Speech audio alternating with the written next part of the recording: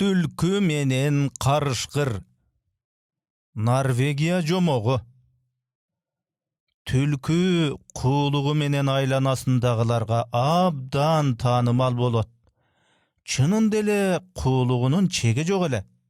Кечке жуук кыштакка барып, кайсы үйдө ит бар жок экендигин аныктап, бар болсо жаткан жерин тактап алгандан кийин гана тоокторго уурулук кылчу экен. Жылдар бою уурулук менен алектегендигине карабастан, бир дагы жолу колго түшкөн эмес. Бир күнү адаттагыдай эле кыштакка барат. Иттер уктай элек тоокана бекем жабылган, эч бир арга таба албастан артка кайтат. Жолдон бир кудукка туш болот. Эки жутум суу урттайын, ашказаным аз да болсо өзөк жалгасын деп ойлонот. Кудукка башын салса абдан терең казылган экен.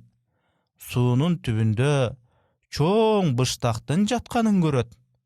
Өзүнүн жолдуулугуна ичине батпай кубанат. Кудукка байланган чаканы алып, ичине түшөт дагы ылдыйлай баштайт. Күтүүсүздөн экинчи бир чаканын жогору тартылып баратканын байкайт. Бул кудук эки чакалуу эле. Бир чаканы ылдый түшүрсөң, экинчиси жогору көтөрүлөт. Түлкү дагы ылдый төмөндөп баратып, суунун түбүндөгү быштагы меселе айдын сууга чагылышы экенин аңдайт.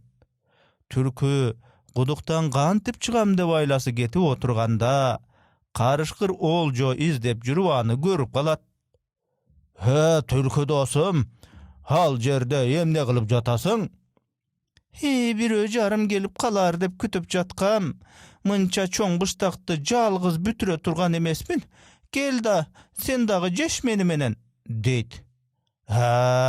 Жегим келет го, бирок кантип түшөм? Деп карышкырдын көзү чачырап кетет. Түлкү чакага отуруп ылдый түшө тургандыгын түшүндүрүп берет. Карышкыр түшүп баштаганда, түлкү экинчи чака менен жогору көтөрүлөт. Карышкыр ачууланып, сен эмне кылып атасың, мени куткар, деп кыйкырат. Түлкү, түнү бою сен же сага окшогон дардаңбай келип калар деп күттүм. Сен да күт, бирөө жарым келип калар, деп үнү ишенимдүү чыгат.